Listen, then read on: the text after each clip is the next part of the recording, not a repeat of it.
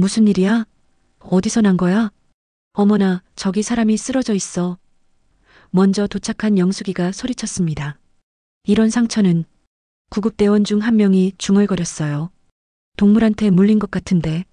마을 사람들은 충격에 빠졌어요. 개가 사람을 이렇게 심하게 물다니. 복심이가 이런 짓을? 아니야, 복심인 여기 있어. 할아버지 뒤에서 복심이가 조용히 따라왔거든요. 혹시 어젯밤에 이상한 소리를 들은 분 있으세요? 글쎄요. 새벽 안개가 자욱하게 깔린 산골 마을, 어귀에 서 있는 커다란 소나무 한 그루가 눈에 들어옵니다. 수백 년은 좋게 되어 보이는 그 나무는 마을 사람들에게 오랫동안 쉼터 역할을 해왔죠. 하지만 오늘 아침 그 나무 아래 펼쳐진 광경은 마을 사람들의 가슴을 얼어붙게 만들었습니다. 한 마리의 진돗개가 굵은 밧줄에 묶여 나무에 매달려 있었거든요. 개의 입은 검은 테이프로 단단히 막혀 있고 네 다리는 끈으로 포박되어 있었습니다. 개는 의식을 잃은 듯 축 늘어져 있었고 가쁜 숨소리만이 살아있음을 증명하고 있었죠. 어머나, 이게 뭔 일이야.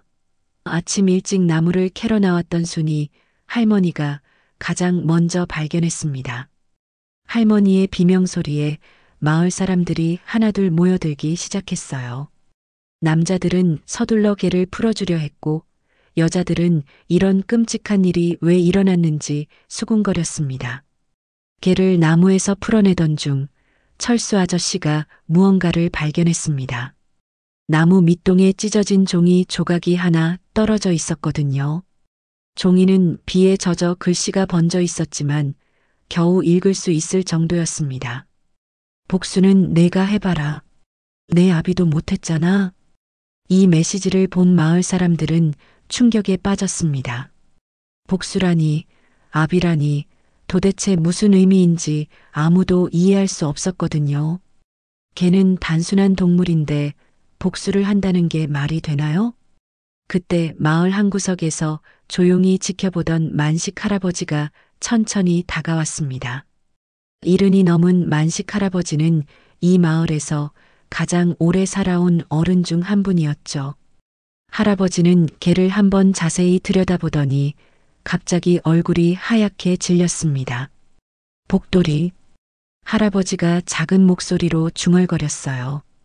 이 녀석, 복돌이의 새끼가 맞구나.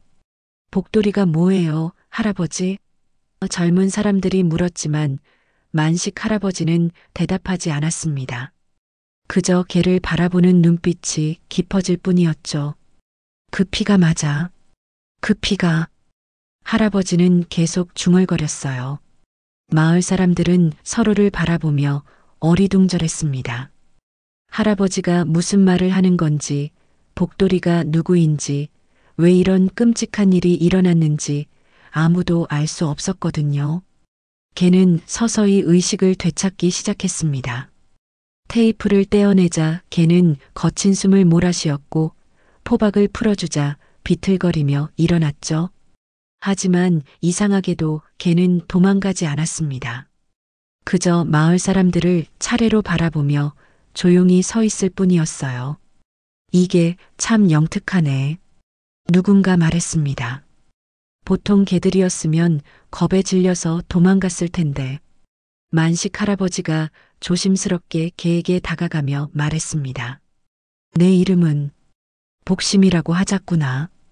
복수의 마음이 아니라 복된 마음이라는 뜻으로 말이야.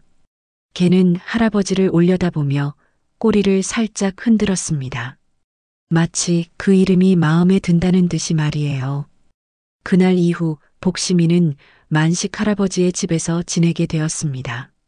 마을 사람들은 모두 복심이를 좋아했고 복심이도 사람들과 잘 어울렸죠. 하지만 여전히 그 쪽지의 의미와 복돌이가 누구인지는 수수께끼로 남아 있었습니다. 밤이 되어 마을에 고요함이 내려앉자 만식 할아버지는 혼자 앉아 오래된 사진첩을 들여다보고 있었습니다. 사진 속에는 젊은 시절의 할아버지와 함께 한 마리의 진돗개가 찍혀 있었어요. 그 개의 눈빛은 지금의 복심이와 너무나 닮아 있었습니다. 복돌아, 내가 보낸 거냐? 할아버지는 사진을 쓰다듬으며 중얼거렸습니다.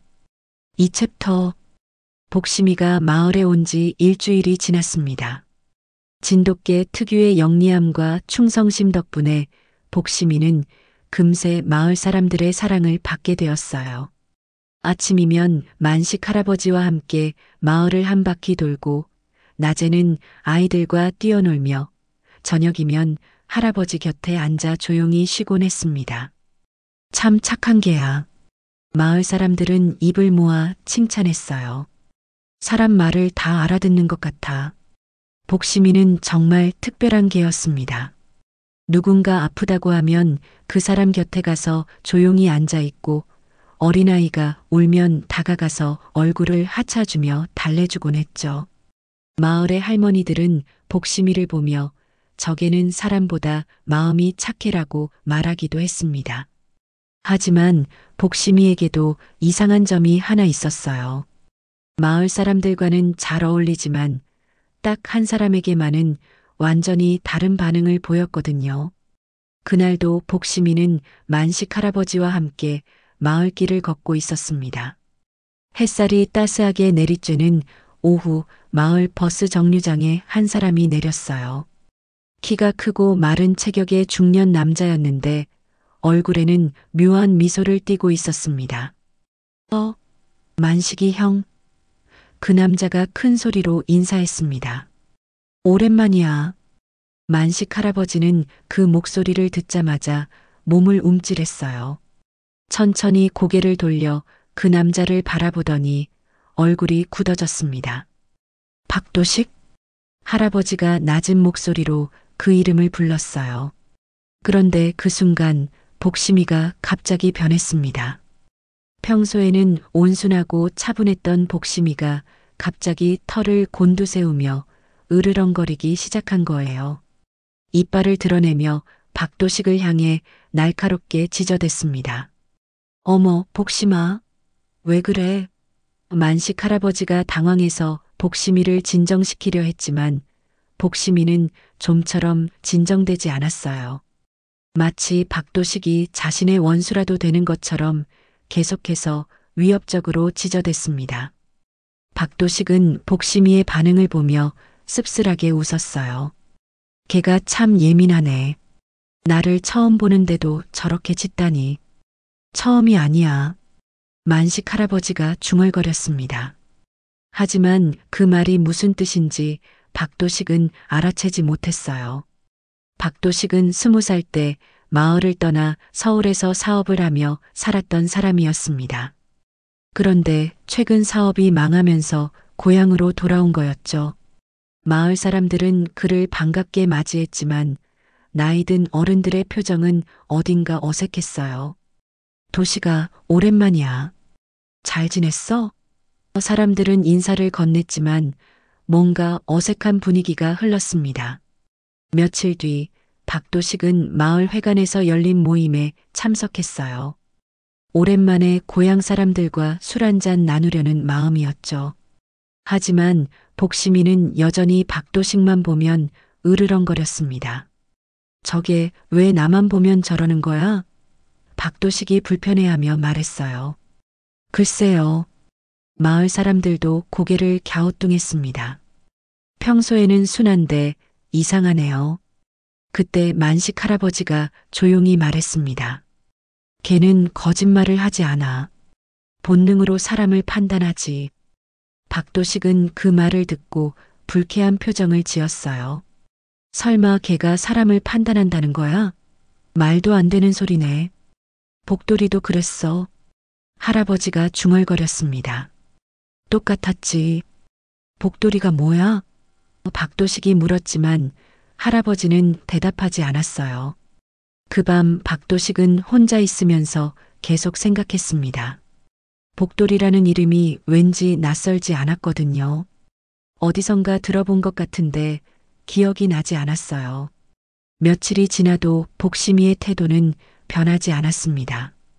다른 사람들에게는 여전히 친근하고 상냥했지만 박도식만 보면 즉시 경계 태세를 취했어요. 심지어 박도식이 지나가는 길목에 미리 나와서 기다리고 있다가 으르렁거리기까지 했습니다. 박도식은 점점 짜증이 났어요. 개 한 마리가 뭐라고. 하지만 마을 사람들 앞에서는 내색하지 않으려 노력했습니다. 어느 날 저녁 박도식은 만식 할아버지에게 직접 물어봤어요. 할아버지, 복돌이가 누구예요? 계속 그 이름을 말씀하시는데. 만식 할아버지는 오랫동안 박도식을 바라보더니 천천히 입을 열었습니다. 내 형이 기르던 개였어. 아주 영특하고 의로운 개였지. 그런데요? 20년 전에 죽었어. 형과 함께 말이야. 박도식의 얼굴이 순간 굳어졌습니다. 20년 전이라면 자신이 마을을 떠나던 바로 그 시기였거든요. 형님이 돌아가실 때 마지막으로 만난 사람이 누구였는지 기억해? 할아버지가 조용히 물었어요. 박도식은 대답하지 않았습니다. 하지만 그의 표정에 뭔가 흔들리는 기색이 스쳤어요. 복심이는 여전히 박도식을 향해 날카롭게 짖고 있었습니다. 마치 무언가를 알고 있다는 듯이 말이에요. 박도식은 그날 밤 잠을 이루지 못했습니다. 만식 할아버지의 말이 계속 머릿속을 맴돌았거든요. 20년 전 마을을 떠나던 그날 밤에 기억이 조금씩 되살아나기 시작했어요. 형님이 돌아가실 때 마지막으로 만난 사람. 박도식은 이불을 뒤척이며 중얼거렸습니다. 그때 그 일이 정말 단순한 사고였을까요? 아니면 다음 날 아침 박도식은 일찍 일어나 마을을 돌아다녔어요. 20년 만에 보는 고향의 모습은 많이 변해 있었지만 어린 시절의 기억들이 하나씩 떠올랐습니다. 그리고 그 기억들 속에는 항상 복돌이가 있었어요. 복돌이는 만식 할아버지의 형인 만수 할아버지가 기르던 개였습니다. 새하얀 털에 검은 점이 박힌 아름다운 진돗개였죠. 마을에서 가장 영리하고 용감한 개로 유명했어요. 특히 나쁜 사람을 알아보는 능력이 뛰어나서 복돌이가 짖으면 마을 사람들은 경계했습니다. 그런데 복돌이가 가장 싫어했던 사람이 바로 박도식이었어요. 어린 박도식은 성격이 거칠고 못된 장난을 자주 쳤는데 복돌이는 그런 박도식을 본능적으로 경계했던 거죠. 그때도 저 개가 나를 못마땅해 했지. 박도식은 쓸쓸하게 웃었어요. 오후가 되자 박도식은 복심이가 있는 만식 할아버지 집 앞을 지나갔습니다. 복심이는 여전히 박도식만 보면 으르렁거렸어요. 그 모습을 보며 박도식의 마음속에 이상한 감정이 올라왔습니다. 분노였을까요? 아니면 두려움이었을까요? 아니면 둘 다였을지도 모르죠. 걔가 복수라도 하겠어? 박도식이 냉소적으로 중얼거렸어요. 짖기밖에 못하는 주제에. 그날 저녁 박도식은 술을 마시며 과거를 떠올렸습니다. 20년 전 그날 밤 만수 할아버지와의 마지막 만남을 말이에요. 그때 만수 할아버지는 뭔가 중요한 이야기를 하려 했었는데 아니야, 그냥 사고였어.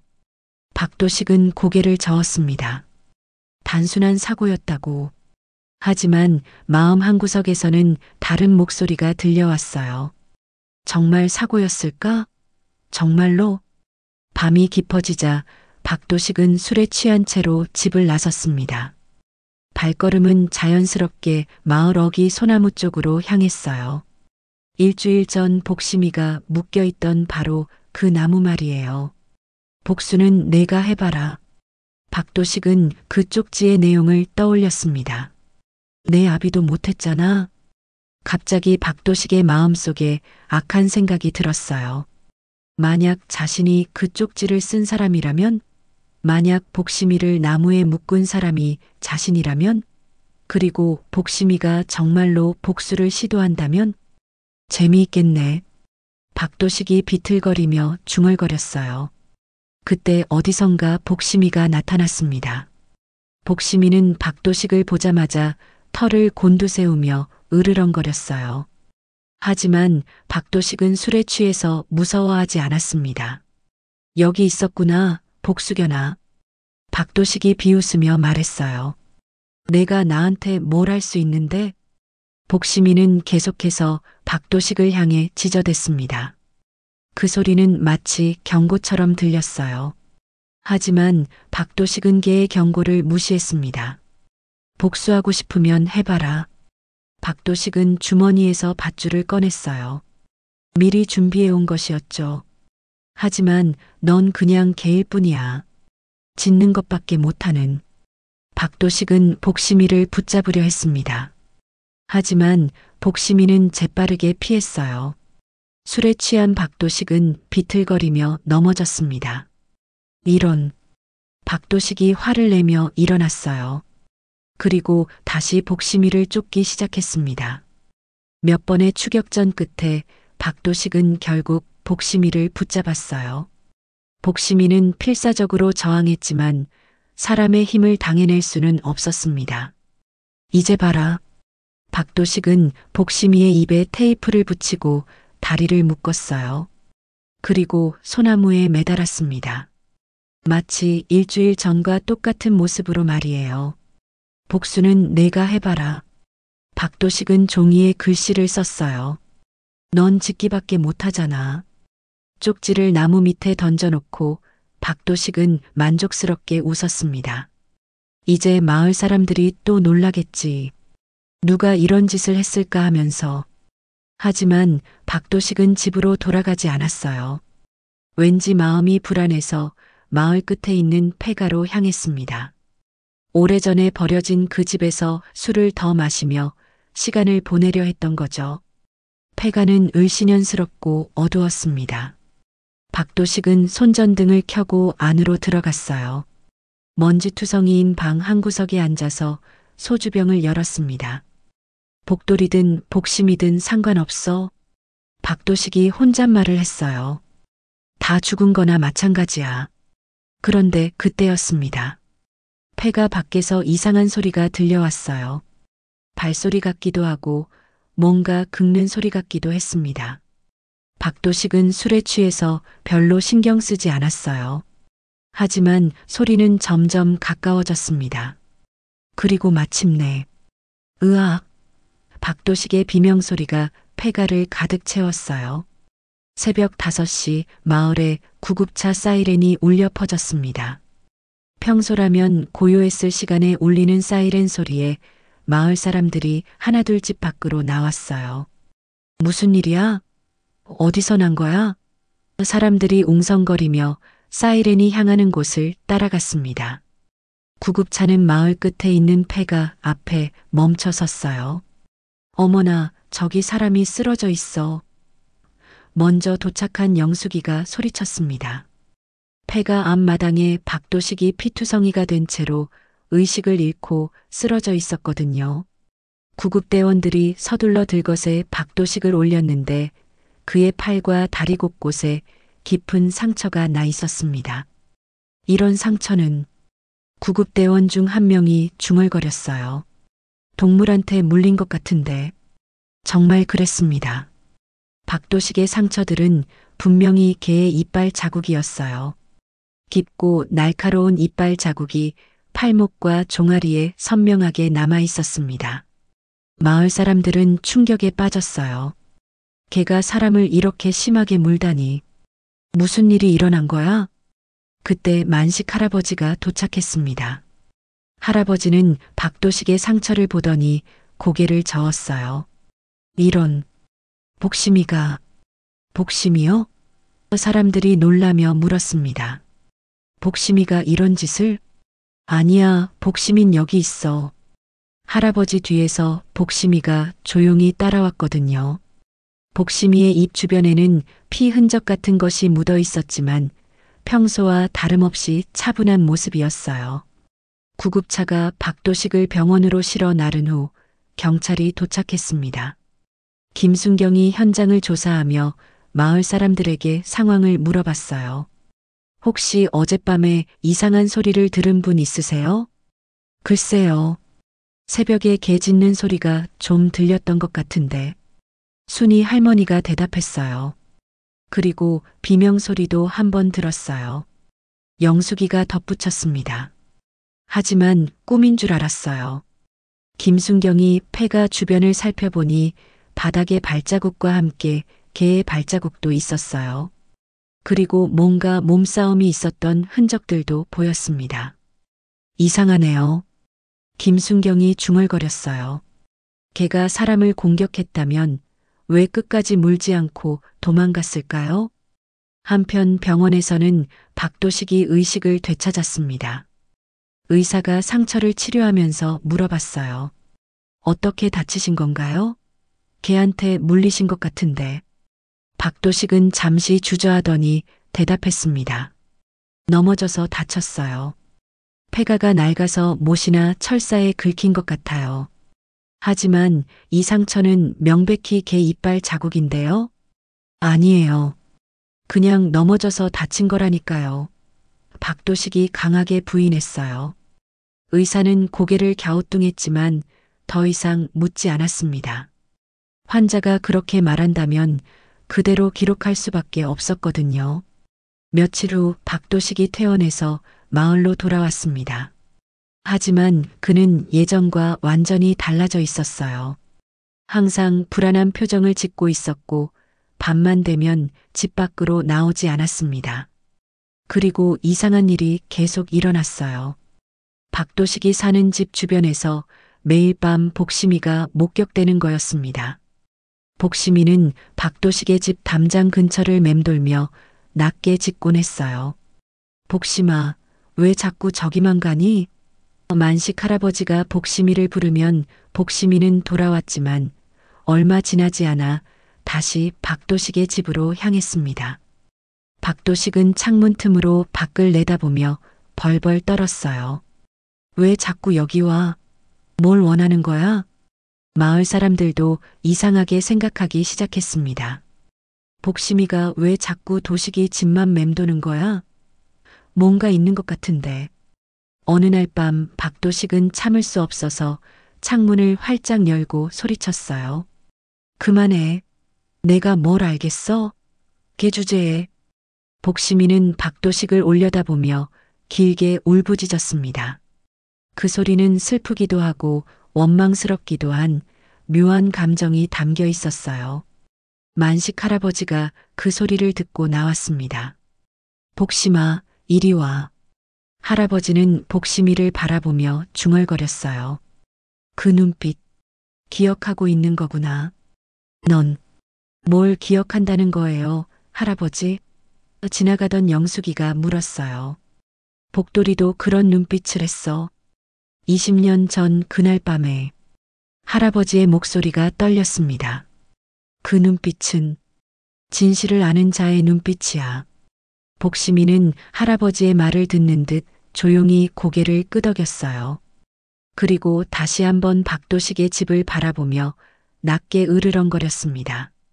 박도식은 커튼을 바짝 쳐서 밖을 보지 않으려 했지만 복심이의 울음소리와 발소리는 계속해서 들려왔어요.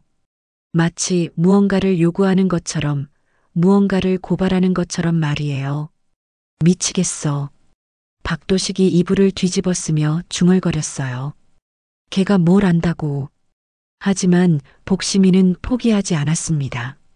매일 밤 박도식의 집 앞에서 지저댔고 박도식을 볼 때마다 똑같은 적대적인 눈빛을 보냈어요. 마을 사람들은 점점 이상하게 생각하기 시작했습니다.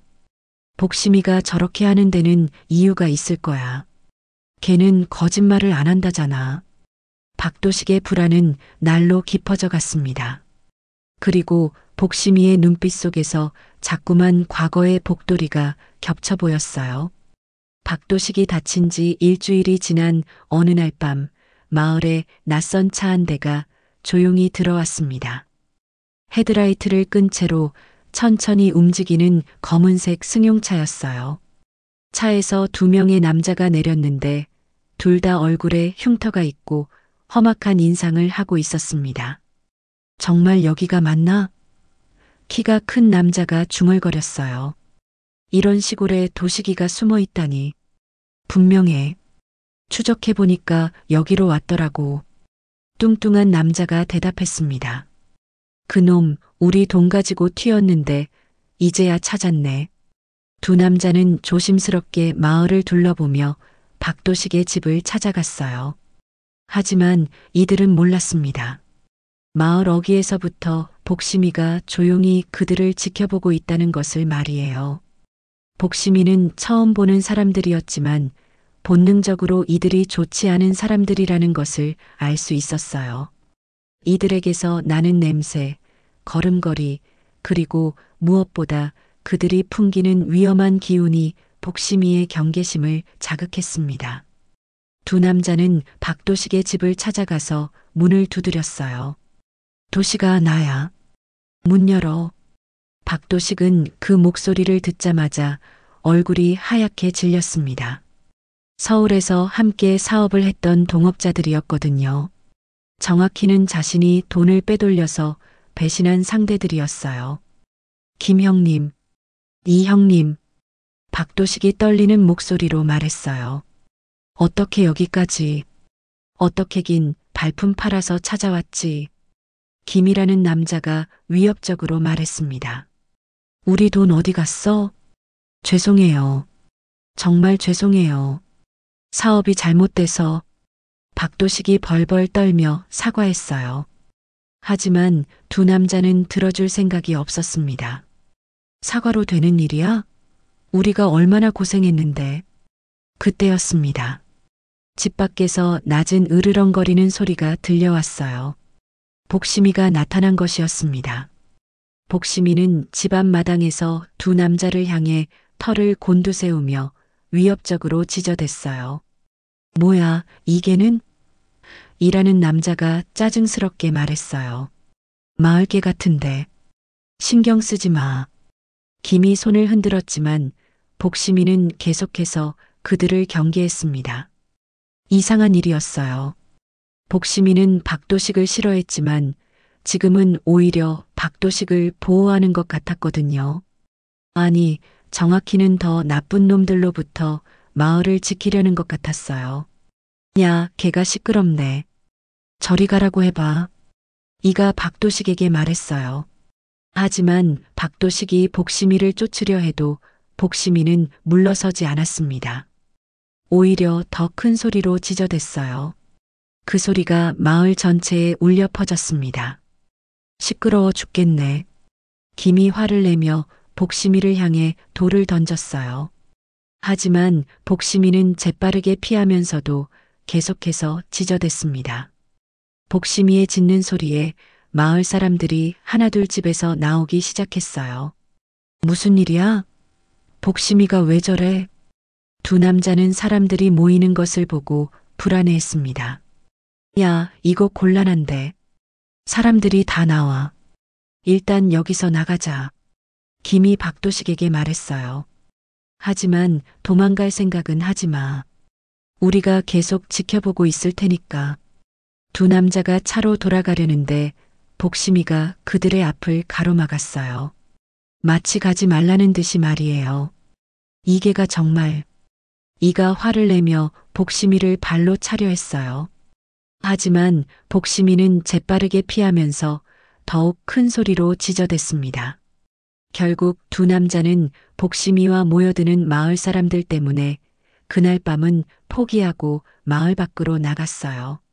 하지만 멀리 가지는 않았습니다. 마을 입구의 모텔에 방을 잡고 기회를 엿보기로 한 거죠. 다음 날부터 이상한 일들이 연달아 일어나기 시작했습니다. 첫 번째 사건은 이튿날 오후에 일어났어요.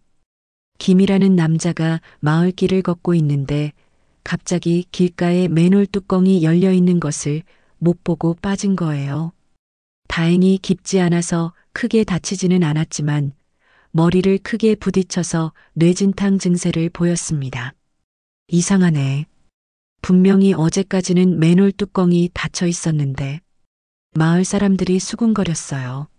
그런데 더 이상한 것은 사고 현장 근처에서 복심이의 발자국이 발견된 것이었습니다. 마치 복심이가 그 자리에서 한참 동안 지켜보고 있었던 것처럼 말이에요. 김은 병원에 실려가면서 중얼거렸어요. 걔가 날 보고 있었어. 며칠 뒤에는 더 기묘한 일이 일어났습니다. 이라는 남자가 밤에 박도식을 협박하려고 폐가로 갔다가 어둠 속에서 뭔가에 놀라서 뛰다가 발목을 심하게 접질린 거예요. 뭔가 있었어. 눈이 반짝이는 게. 이는 구급차에 실려가면서 중얼거렸습니다. 개 같은데. 하지만 보통 개가 아니야. 정말로 그 시간에 복심이는 폐가 근처에 있었어요. 만식 할아버지가 복심이를 찾으러 나왔을 때 복심이는 폐가 앞에서 조용히 앉아 있었거든요. 복심아, 여기서 뭐하니? 할아버지가 물었지만 복심이는 대답 대신 폐가를 한 번 더 바라보고 할아버지를 따라왔어요. 마을 사람들은 점점 수상하게 생각하기 시작했습니다. 이상해. 나쁜 놈들만 다치는 것 같은데? 복심이가 항상 그 근처에 있었다잖아. 설마 복심이가 일부러. 걔가 그런 걸 어떻게? 어떤 할머니는 조용히 말했어요. 복심이가 마을을 지키는 것 같아. 나쁜 놈들을 쫓아내려고. 또 다른 할아버지가 고개를 끄덕였어요. 걔는 사람보다 눈이 밝다니까. 좋은 사람, 나쁜 사람을 바로 알아봐. 만식 할아버지는 이런 이야기들을 들으며 복잡한 표정을 지었어요. 복돌이도 그랬어. 정말 똑같아. 박도식은 이 모든 상황을 보며 점점 불안해졌습니다. 동업자들이 다치는 것은 다행이었지만 복심이의 행동이 너무 이상했거든요. 마치 모든 것을 계획하고 있는 것 같았어요. 설마 정말 복수를 하는 건가? 박도식이 떨리는 목소리로 중얼거렸어요. 그날 밤에도 복심이는 박도식의 집 앞에 나타났습니다. 하지만 이번에는 짖지 않았어요. 그저 조용히 앉아서 박도식의 집을 바라보고 있을 뿐이었습니다. 박도식은 창문 틈으로 복심이를 내려다보며 온몸이 떨렸어요. 복심이의 눈빛 속에서 복돌이의 모습이 겹쳐 보였거든요. 20년 전 그날 밤 마지막으로 본 복돌이의 눈빛과 똑같았어요. 미안해. 박도식이 작은 목소리로 중얼거렸어요. 정말 미안해. 하지만 복심이는 여전히 조용히 앉아 있을 뿐이었습니다. 마치 사과가 아닌 다른 무언가를 기다리고 있는 것처럼 말이에요. 연이어 일어나는 사고들로 인해 마을의 분위기가 묘하게 변해갔습니다. 평소라면 외지인들이 다치는 일에 대해 걱정하고 도와주려 했을 텐데 이번에는 달랐어요. 마을 사람들은 서로 눈빛을 주고받으며 조심스럽게 이야기를 나누기 시작했습니다. 그 사람들 뭔가 수상하지 않았어? 순이 할머니가 빨래를 하면서 옆집 영숙이에게 말했어요. 맞아요. 밤에 몰래 들어와서. 그리고 복심이가 그렇게 짖은 걸 보면 영숙이도 고개를 끄덕였습니다. 마을 사람들은 점점 복심이를 다른 시선으로 바라보기 시작했어요. 단순한 개가 아니라 뭔가 특별한 능력을 가진 존재로 보기 시작한 거죠. 복심이가 나쁜 놈만 골라서 짖는 것 같아. 철수 아저씨가 말했어요. 우리한테는 얼마나 순한데 저런 놈들한테만 그러잖아. 걔가 사람보다 낫다니까? 정말 그랬습니다. 복심이는 마을 사람들에게는 여전히 친근하고 상냥했지만 외부에서 온 나쁜 사람들에게만 적대적이었어요. 어느 날 오후 마을 회관에서 주민들이 모여서 이야기를 나누고 있었어요. 자연스럽게 화제는 복심이와 최근 일어난 사건들에 대한 것이었습니다. 솔직히 말해서 나이 든 한 할아버지가 조심스럽게 입을 열었어요. 복심이가 일부러 그런 것 같지 않아요? 할아버지, 그게 무슨 말씀이에요? 젊은 며느리가 물었습니다. 아니, 생각해 보세요. 맨홀 뚜껑이 갑자기 열려 있고 폐가에서 사람이 놀라서 넘어지고 너무 우연치고는. 설마 걔가 그런 걸 계획한다는 말씀이세요? 할아버지는 잠시 망설이더니 말했어요. 옛날에도 그런 개들이 있었어요. 특별한 개들 말이에요. 사람의 마음을 읽고 옳고 그른 것을 아는. 그때 만식 할아버지가 회관에 들어왔습니다. 사람들은 모두 만식 할아버지를 바라봤어요. 복심이에 대해 가장 많이 아는 사람이 할아버지였거든요. 할아버지, 앉으세요. 사람들이 자리를 내어주었어요. 만식 할아버지는 천천히 앉으시더니 오랫동안 말없이 생각에 잠겼습니다. 그리고 마침내 입을 열었어요. 사람들이 복심이에 대해 궁금해하는 것 같네요. 네, 할아버지. 복심이가 정말 특별한 개 같아요. 나쁜 사람들만 골라서. 복돌이도 그랬어요. 할아버지가 중얼거렸습니다. 내 형이 기르던 복돌이도 똑같았어? 사람들은 조용해졌어요. 할아버지가 본격적인 이야기를 시작할 것 같았거든요. 복돌이는 정말 의로운 개였어요. 마을에 나쁜 사람이 오면 미리 알아보고 짖어서 알려줬죠. 도둑이 오면 쫓아내고 사기꾼이 오면 경계하라고 알려주고. 그럼 복심이도 복돌이에. 그래요. 복돌이의 새끼예요. 그 피가 이어진 거죠. 할아버지는 잠시 멈췄다가 계속 말했어요. 20년 전에 복돌이와 내 형이 죽었어요. 그날 밤 정말 끔찍한 일이 있었거든요. 무슨 일이었는데요? 할아버지는 고개를 저었어요. 그건 아직 말할 때가 아닌 것 같아요. 하지만 복심이는 분명히 그 일을 기억하고 있어요. 피 속에 새겨진 기억 말이에요. 사람들은 서로를 바라보며 궁금해했지만 할아버지가 더 이상 말하지 않으려는 것을 알고는 다른 이야기를 했어요.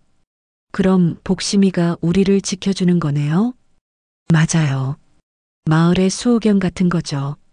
어떤 할머니는 조용히 말했어요. 그럼 우리가 복심이에게 고마워해야겠네요. 그날 저녁부터 신기한 일이 일어났어요. 마을 사람들이 하나둘 복심이에게 절을 하기 시작한 거예요. 복심이를 만나면 고개를 숙여 인사하고 어떤 할머니들은 복심이 앞에서 두 손을 모으고 절을 했습니다. 고마워, 복심아. 우리를 지켜줘서, 나쁜 놈들 쫓아내줘서 고마워. 복심이는 이런 사람들을 보며 꼬리를 흔들었어요. 마치 자신의 역할을 이해하고 받아들이는 것 같았습니다. 며칠 뒤 김과 이는 결국 마을을 떠나기로 했어요. 연이어 일어나는 사고들이 너무 이상했고 무엇보다 마을 사람들의 시선이 곱지 않았거든요. 도시가 우리는 일단 서울로 돌아간다. 김이 박도식에게 말했어요. 하지만 이게 끝이 아니야. 돈은 반드시 받아내겠어. 박도식은 안도의 한숨을 쉬었어요. 일단 당장의 위험은 넘긴 셈이니까요. 그런데 두 남자가 마을을 떠나는 날 복심이가 특이한 행동을 했어요. 마을 입구까지 따라가서 그들의 차를 향해 길게 울부짖은 거예요. 마치 다시는 오지 말라고 경고하는 것 같았습니다. 김과 이는 그 소리를 듣고는 서둘러 차를 몰고 떠났어요. 뒤돌아보지도 않고 말이에요. 마을의 평화가 돌아온 후 사람들은 더욱 복심이를 특별하게 여기기 시작했어요. 복심이는 단순한 개가 아니라 마을의 수호신 같은 존재가 되어가고 있었습니다. 복심이 덕분에 마을이 안전해졌어. 정말 신기한 개야. 어떻게 나쁜 사람을 그렇게 잘 알아보지? 만식 할아버지는 이런 이야기들을 들으며 복잡한 마음이었어요. 복심이가 마을 사람들에게 사랑받는 것은 좋았지만 아직 해결되지 않은 문제가 하나 남아 있었거든요. 바로 박도식이었습니다. 복심이는 여전히 박도식만 보면 으르렁거렸고 밤마다 박도식의 집 앞을 맴돌았어요. 다른 나쁜 사람들은 쫓아냈지만 정작 가장 중요한 상대는 아직 남아 있었던 거지요. 어느 날 저녁 만식 할아버지는 집에서 오래된 사진첩을 꺼내 들었습니다. 복돌이와 형 만수의 사진들이 가득한 사진첩이었어요. 복돌아, 할아버지가 사진을 쓰다듬으며 말했어요. 내 새끼가 내 일을 이어받았구나. 그 피가 사람보다 의로워. 복심이는 할아버지 곁에 앉아서 사진첩을 바라보고 있었어요. 마치 사진 속의 복돌이를 알아보는 것 같았습니다. 하지만 복심아, 복수는 복수를 낳을 뿐이야. 내가 정말 원하는 건 복수가 아니라 진실이겠지? 복심이는 할아버지를 올려다보며 조용히 꼬리를 흔들었어요. 그래, 진실. 그게 가장 중요한 거야. 할아버지는 사진첩을 덮으며 생각했어요. 이제 정말로 모든 진실을 말해야 할 때가 온 것 같았습니다. 20년 동안 숨겨왔던 복돌이와 형 만수의 죽음에 얽힌 진실을 말이에요. 복심이는 여전히 할아버지 곁에 조용히 앉아 있었습니다. 마치 그 진실이 밝혀지기를 기다리고 있는 것처럼 말이에요. 박도식은 더 이상 견딜 수 없었습니다. 매일 밤 복심이가 집 앞에서 지저대고 마을 사람들의 시선은 점점 차가워졌어요. 무엇보다 복심이의 눈빛이 자꾸만 과거의 복돌이와 겹쳐 보였거든요. 이 마을에 더 이상 있을 수 없어. 박도식이 중얼거렸어요. 다른 곳으로 가야 해. 박도식은 서둘러 짐을 쌌습니다. 많지 않은 살림이었지만 그마저도 급하게 정리했어요. 밤이 되기 전에 마을을 떠나려고 했거든요.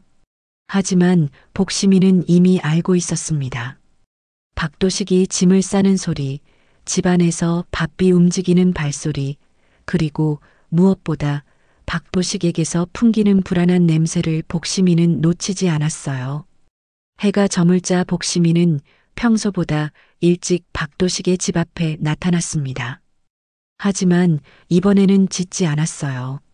그저 조용히 앉아서 집을 지켜보고 있을 뿐이었습니다. 박도식은 창문 틈으로 복심이를 보며 온몸이 떨렸어요. 저 개가 내가 도망가려는 걸 알고 있는 건가? 밤 10시가 되자 박도식은 조심스럽게 뒷문으로 나왔습니다. 가방 하나만 들고 최대한 조용히 움직였어요. 하지만 몇 걸음 걷지 못해서 멈춰 섰습니다. 복심이가 바로 앞에 서 있었거든요. 어떻게? 박도식이 놀라며 뒤로 물러섰어요. 분명 복심이는 앞문에 있었는데 어떻게 뒷문으로 나오는 걸 알았을까요? 복심이는 박도식을 바라보며 낮게 으르렁거렸습니다. 하지만 공격하지는 않았어요. 그저 가지 말라는 듯이 길을 가로막고 서 있을 뿐이었습니다. 비켜! 박도식이 소리쳤어요. 내가 어디 가든 상관없잖아. 하지만 복심이는 움직이지 않았습니다. 박도식이 오른쪽으로 가려 하면 오른쪽으로, 왼쪽으로 가려 하면 왼쪽으로 움직이며 길을 막았어요. 박도식은 결국 포기하고 집으로 돌아갔습니다. 하지만 마음은 더욱 불안해졌어요. 복심이가 자신의 모든 움직임을 감시하고 있다는 생각이 들었거든요. 다음 날 밤 박도식은 다른 방법을 시도했습니다. 새벽 3시 복심이가 잠들었을 시간을 노린 거예요. 이번에는 정말 조용히 신발도 신지 않고 맨발로 나왔습니다. 마을길은 고요했어요. 가로등도 많지 않아서 어둠 속에서 박도식은 조심스럽게 발걸음을 옮겼습니다. 마을 입구까지만 가면 택시를 부를 수 있을 거예요. 하지만 마을 한복판쯤 지났을 때 뒤에서 발자국 소리가 들려왔습니다. 사람의 발자국이 아니라 개의 발자국 소리였어요. 박도식은 뒤돌아보지 않았습니다. 그냥 빨리 걸으려고 했어요. 하지만 발자국 소리는 점점 가까워졌습니다. 따라오지 마. 박도식이 뒤돌아서며 소리쳤어요. 복심이가 거기 있었습니다. 어둠 속에서도 반짝이는 눈빛으로 박도식을 바라보고 있었어요. 복심이는 짖지도 않고 으르렁거리지도 않았습니다. 그저 조용히 박도식을 따라올 뿐이었어요. 박도식은 다시 걷기 시작했고 복심이도 따라왔습니다. 마치 그림자처럼 조용히 뒤따라오면서 말이에요. 마을을 벗어나 산길로 접어들자 박도식의 불안감은 더욱 커졌습니다.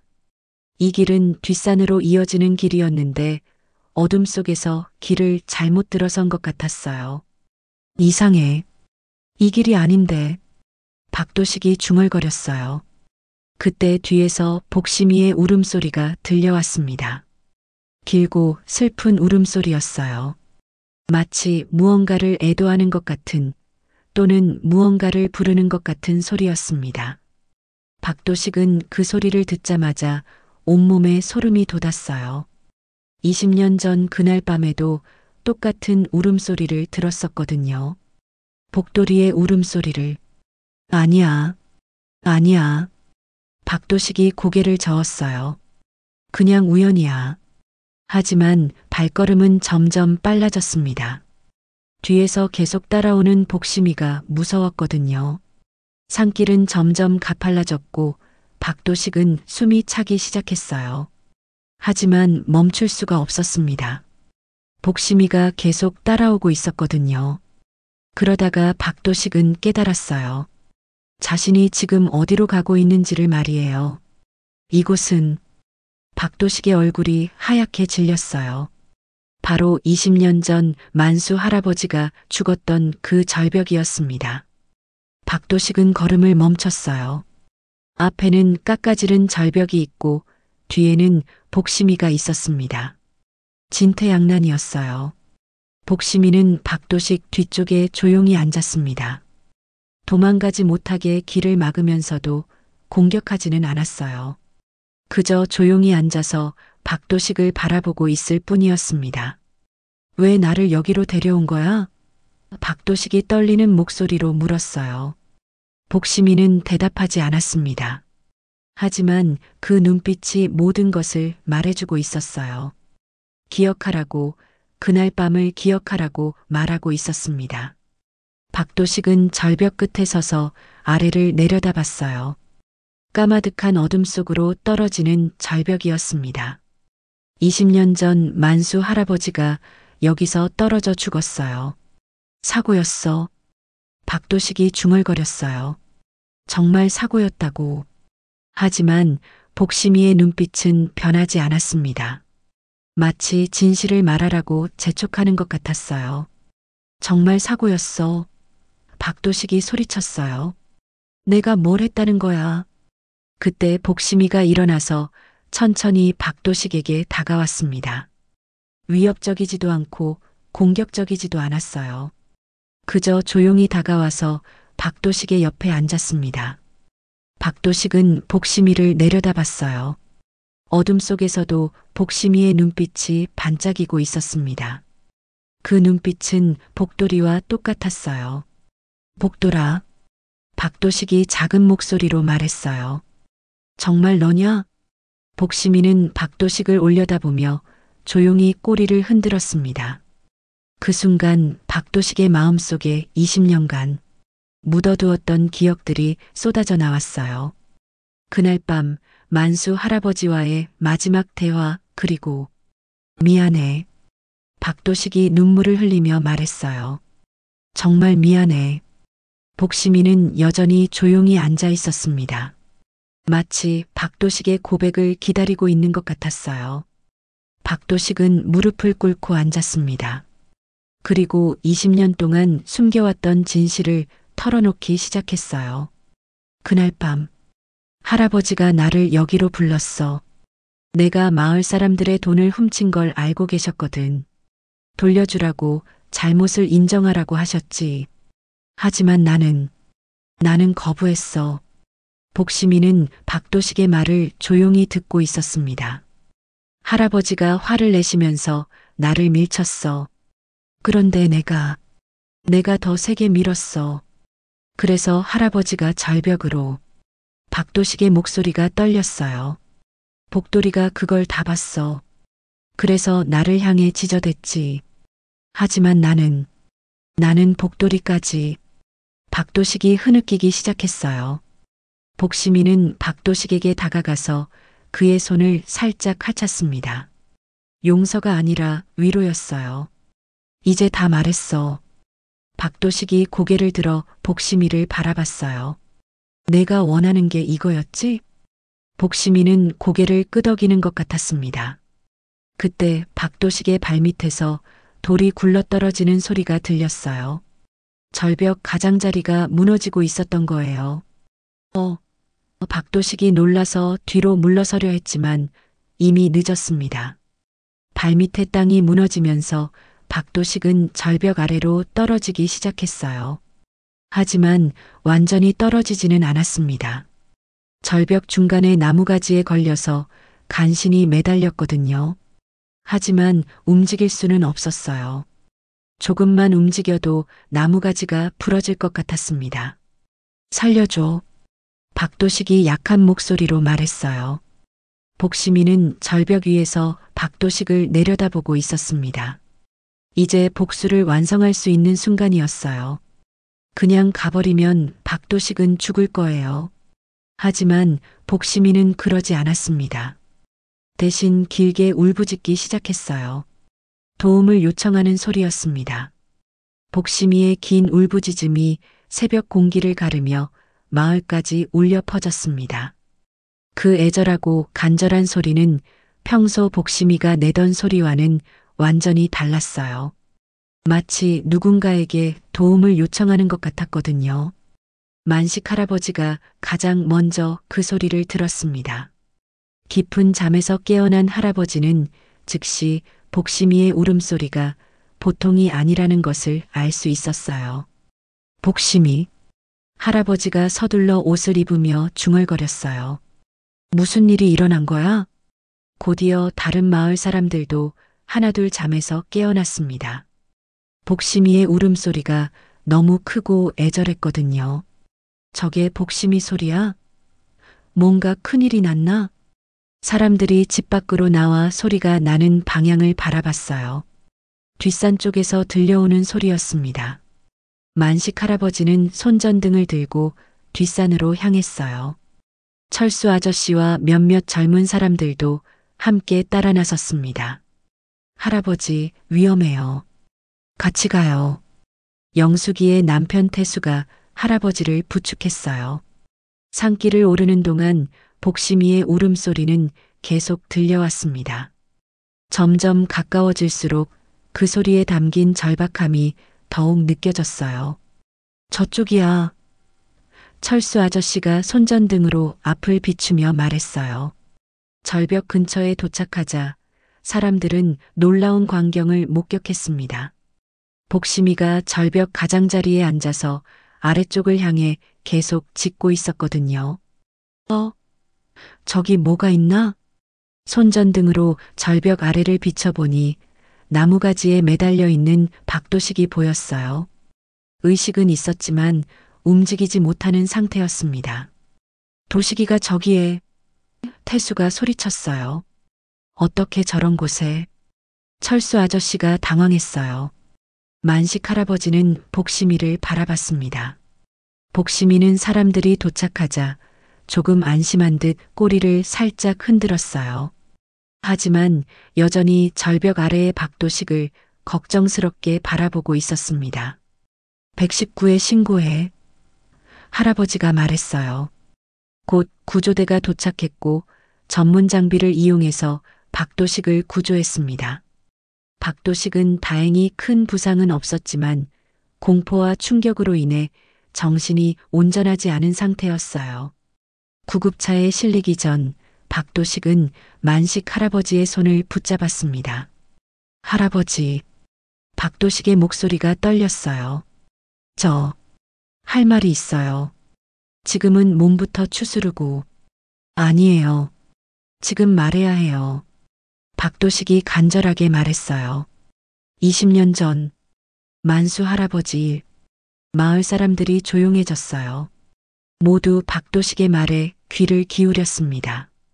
박도식은 떨리는 목소리로 모든 진실을 털어놓았어요. 어떻게 마을 사람들의 돈을 훔쳤는지, 만수 할아버지가 그것을 알고 꾸짖었는지, 그리고 화가 난 자신이 할아버지를 밀쳐서 절벽으로 떨어뜨렸는지를 말이에요. 복돌이가 그걸 다 봤어요. 그래서 나를 향해 지저댔는데, 저는 복돌이까지. 박도식이 흐느끼며 말했어요. 마을 사람들은 충격에 빠졌습니다. 20년 동안 사고라고 생각했던 일이 사실은. 그래서 복심이가, 철수 아저씨가 중얼거렸어요. 복돌이의 새끼가 진실을 알고 있었던 거구나. 만식 할아버지가 복심이를 바라보며 말했어요. 박도식은 경찰서로 끌려갔고 뒤늦게나마 법의 심판을 받게 되었습니다. 20년이 지났지만 진실은 진실이었거든요.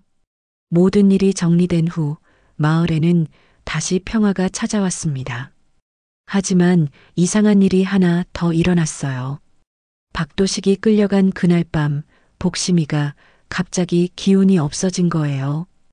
밥도 잘 먹지 않고 계속 누워만 있었습니다. 복심아, 왜 그러니? 만식 할아버지가 걱정스럽게 물었어요. 복심이는 할아버지를 바라보며 조용히 꼬리를 흔들었지만 눈빛에는 깊은 피로가 서려 있었어요. 마치 오랫동안 짊어졌던 무거운 짐을 내려놓은 것 같았습니다. 다음 날 아침 만식 할아버지가 복심이를 찾으러 갔을 때 복심이는 마을 어기 소나무 아래에서 조용히 누워 있었어요. 숨을 쉬고는 있었지만 매우 약해 보였습니다.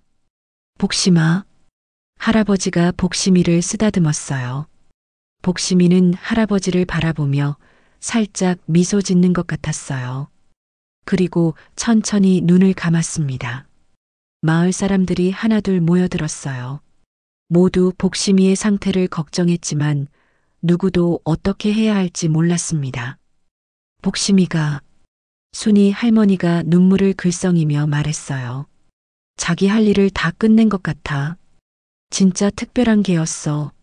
철수 아저씨도 고개를 끄덕였어요. 만식 할아버지는 복심이 곁에 앉아서 조용히 말했어요. 복수는 시켜서 한 게 아니야. 넌 정말 고마운 친구였다. 복심이는 할아버지의 목소리를 듣는 듯 귀를 살짝 움직였어요. 그리고 마치 평화로운 잠에 빠진 것처럼 고요해졌습니다. 사람들은 모두 조용히 서서 복심이를 지켜봤어요. 누군가는 울었고 누군가는 기도했습니다. 복심이가 마을을 위해 해준 모든 일들을 생각하며 말이에요. 해가 저물고 밤이 되었지만 사람들은 여전히 복심이 곁을 지켰어요. 마지막까지 복심이와 함께 있어주고 싶었거든요. 다음 날 아침 첫 햇살이 소나무 사이로 비쳐들었습니다.